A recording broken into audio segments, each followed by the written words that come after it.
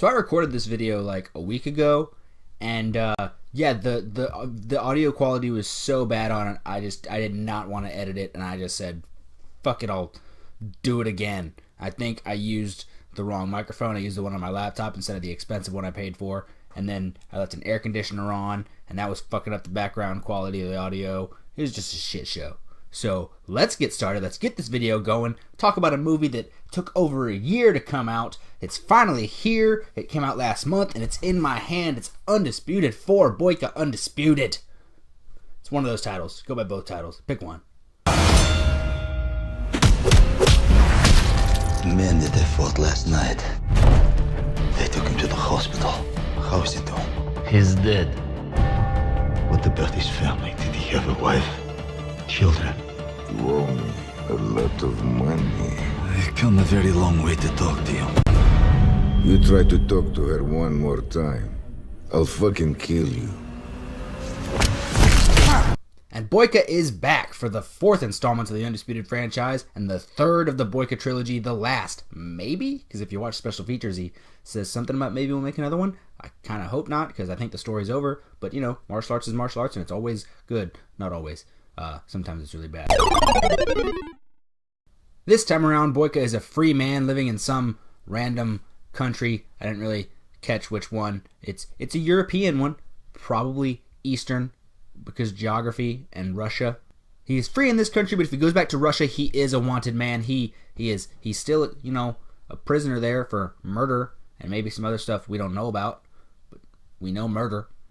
So what's he doing while he's free? Well, he's fighting, of course. It's different this time because it's sanctioned. There are rules, and he's not killing folks. He's a better guy. He's a better person. Way better than we met him in Undisputed 2. Back then, he was a horrible human being, and now he's a pretty nice guy, you know, just trying to make it on his own, and he's got some plans, you know, as a fighter. No, he actually, there is a sort of UFC-style big European tournament that he's trying to get into, and if he wins his next fight, he's in, and he gets to prove to the world that he is the most complete fighter in the world, because he's Boyka, and I don't care what your argument is, because it's Boyka. When I say he's a better man, the movie shows us he's a better man. How? Well, when he wins his fights, he gets paid a good amount of money, and he doesn't, you know, have like a nice house or a nice car. I don't even know if he has a car. I'm pretty sure he doesn't have a car. No, he actually buys Bibles for a church. You see him just hauling in boxes of Bibles, and the preacher father pastor guy is just like, how'd you acquire these? And he's like, you know what I do, I fight. And he's like, well, okay, but Jesus don't like that. I was like, I'm sorry, but God gave me these gifts. Yeah. But if Boyka wants to make it into this big tournament, he has to do one thing. He has to beat one more guy, and that guy has a heart of gold. He really does. I think it's played by Emilian DeFalco, I think is his name. I like him a lot. I follow him on Instagram, and he's pretty cool. You should go follow him. I'm pretty sure that's his name on Instagram. He has his one fight until he gets into this tournament, and he's told this guy is hungry, and he's gonna put up a really good fight. And Boyka just says, I don't care. I'm the best, and he doesn't care. So they actually have a really good fight. It's very back and forth for a while. The DeFalco actually gets in some really good punches, really good kicks. Nails Boyka a couple good times in there. But Boyka, of course, comes out on top. He knocks the guy out, knocks him down, and the guy gets up and he says, "Stay down." And he gets up again, and he's kind of wobbly. And Boyka does this really cool. There's a bunch of cool kicks. He knocks him down again, and he tells him, "Dude, stay down." Knocks him down again, and you know he turns to the crowd and starts chanting because the dude's out cold. And then the guy gets up again because he's got a heart of gold, cold gold. And Boyka says, "Fuck it," knocks him out one more time. No clue. Man just died. Right there. Killed the guy. But Boyka doesn't know. He's worried because he saw the man get hauled off in an ambulance, and he's kind of, you know, he's trying to turn a new leaf. He doesn't want to be that guy anymore. And he asked his manager, he says, later the next day, he says, "What happened?" And the guy says, "Oh, he's dead. Yeah, you don't need to worry about it." And it kind of breaks Boyka a bit. You know, he's trying to turn this new leaf, and he doesn't want that. He also later finds out that the guy he killed has a wife. Punch to the gut right there. But the wife is in Russia, the place that Boyka can't go because he's still a wanted criminal. But he has this feeling in his heart. He has a bit of a dream, There's you see him shaking in bed, kind of like Boondock Saints when they get that message from God that they have to go kill people. He has this message in his heart that he has to go do something about it. He has to help this woman because he just killed her husband. And so he goes to Russia, and he has to be very careful, and he also has to get back in time so he can catch his bus, so he can go to this tournament, because he made it into the tournament. Yay! The guy's dead, people. So he meets the woman.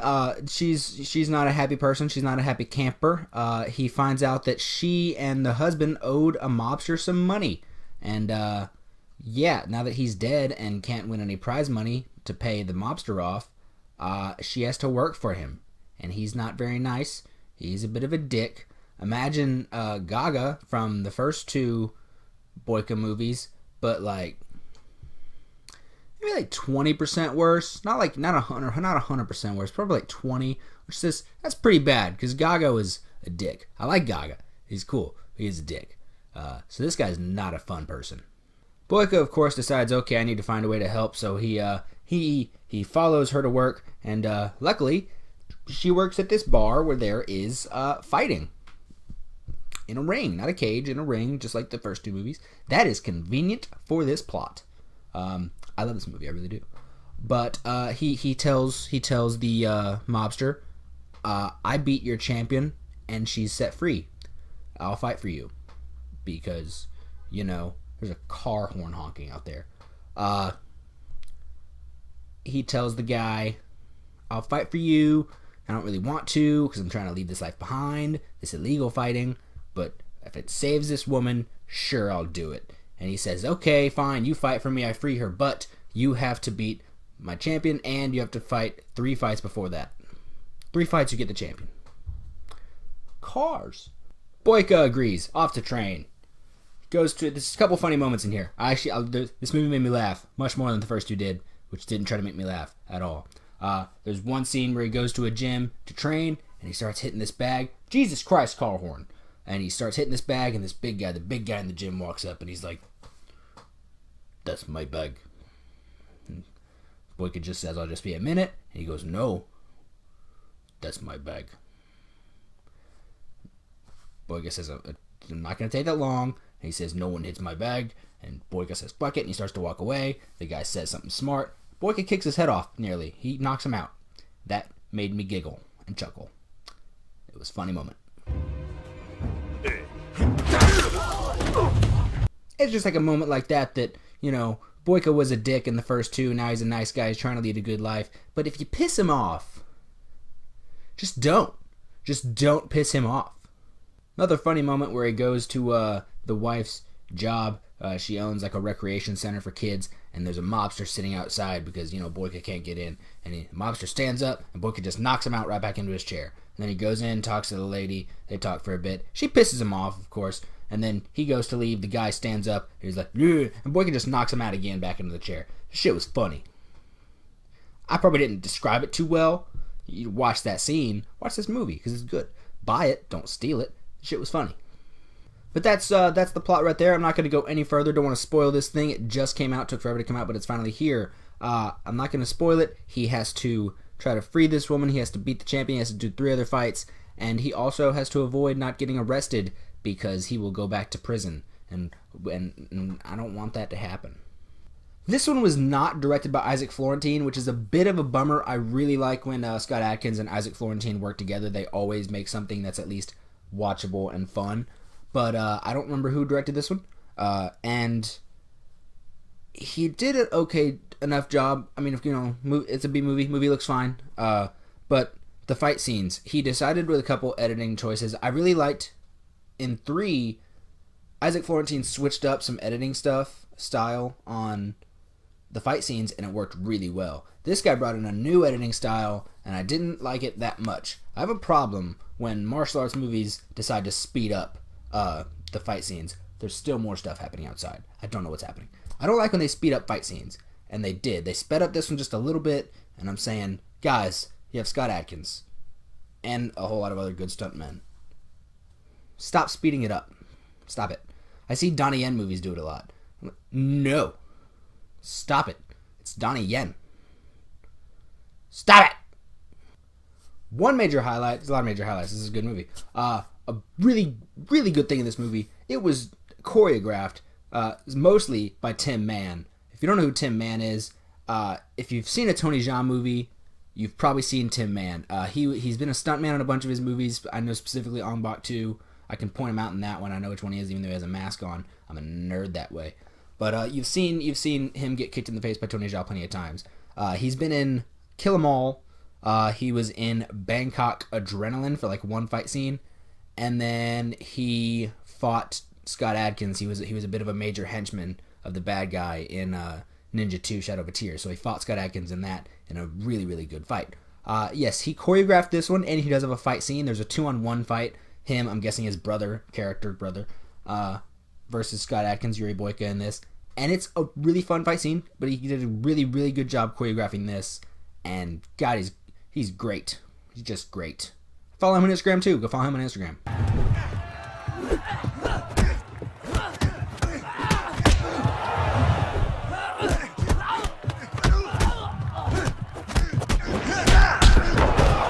There are a lot of really good fighters in this. I have my phone because I have to look at some of their names because a lot of them are European, and I'm not good at European names. I speak Spanish. I don't do European stuff. I know Spain is in Europe. Get off my back. First is that fight scene I told you about with Emilio DeFalco. I can pronounce that. That's easy. He's the first fight. He's the first major fight in the movie.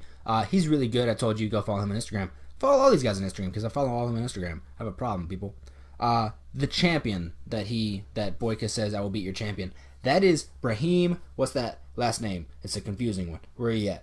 Achibake. I like him. He's really good. You've probably seen him as a stuntman in mostly B movies. He's a big B movie stuntman. He's probably done a couple big Hollywood productions as a stunt guy. Maybe Into the Badlands. I'm not sure. I think so. I could be totally wrong. He's really good. I follow him on Instagram. He's an amazing martial artist. He's fun in this movie. He's a cocky fucking asshole.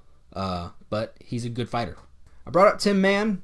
Tim Mann's always great. Choreographed it. Had a fight scene. The guy who plays his brother is, Andreas Nguyen. I think that's pronounced Win. I'm not sure. Yeah, Nguyen.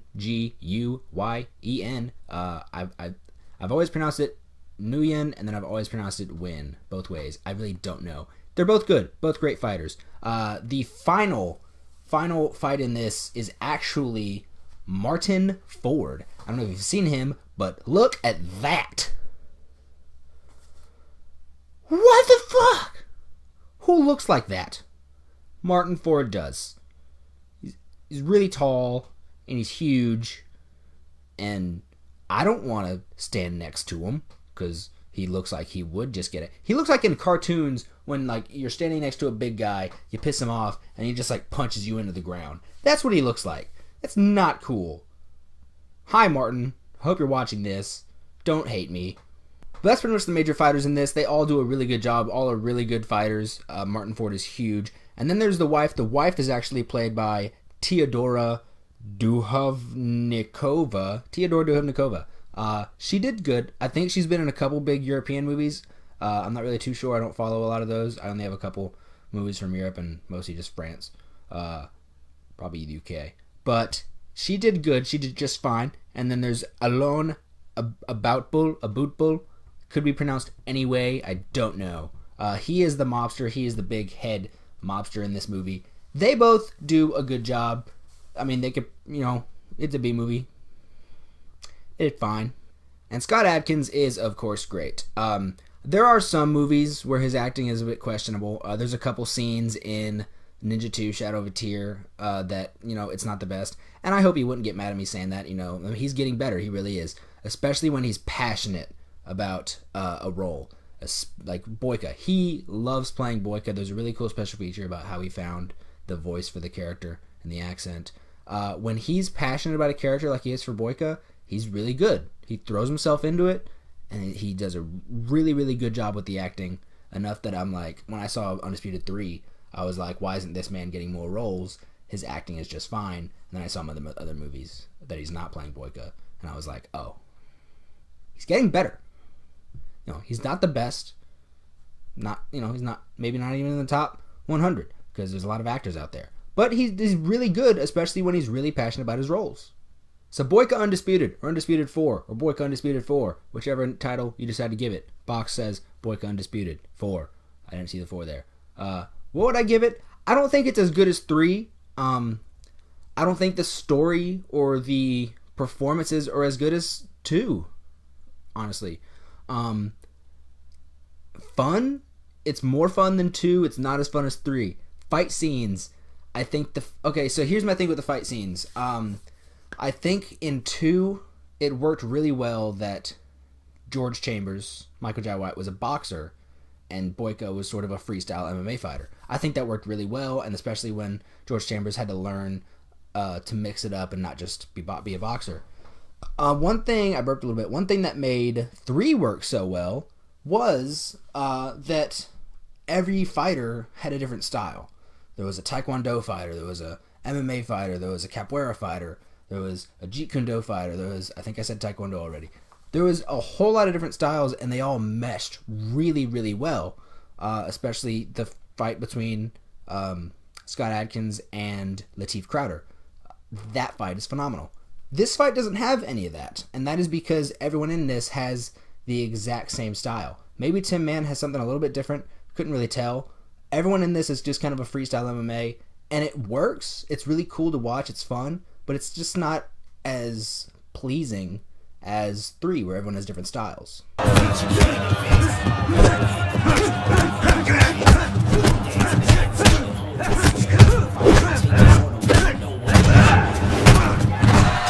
So that's what I think of the fights. They're still really cool, really fun. There's some awesome moves that happen in this. The acting in it is all completely fine. Boyka does, or Scott Adkins as Boyka does terrific. He always does. He loves this character. The story, it's not the most complex, but it works. It's really fun. It's probably I think this is the shortest of all of the Boyka Undisputed movies. I'll put the times on here because I'm not too sure. But what would I give this, comparing it to the other 2 and on its own? I'll probably give it a 3.7 out of 5. 3.7 Bible buying Boykas. Say that 5 times fast. It's not that hard because I just said it on the first try. Yeah, that's what I think about it. 3.7 Bible buying Boykas. I do really, really enjoy this movie. I was looking forward to this movie coming out for a very long time. What had happened with it is it was supposed to come out in January of this year. It was supposed to come out last year. Then it was supposed to come out in January, and I got psyched. And then it moved to February. I was like, got it, just one more month. And then it said April, and I was like, okay, come the fuck on. And then it finally came out, and no, it didn't. And it said June, no. And then it finally came out August 1st, and I was like, fuck yes! And I ordered on Amazon because I couldn't wait. And just to let you guys know, I know my posting schedule. I was posting every Monday, and now it's getting really sporadic. Classes started up. It's fall, so classes started up. I don't have as much time as I want for editing. I'm trying to shoot as many as I can. Editing is not happening as much as I want. I have class, I have homework, I have work. So I'm trying to get videos up as much as I can. I apologize if I can't get one up every week. But I will try. I will do my best. I love doing these videos. I've been wanting to do this channel for a very, very long time, and I am very happy I'm doing it. But I will try to get them up as much as I can. Thank you all for watching. You are all very awesome. I hope you're enjoying my videos, and have a good one.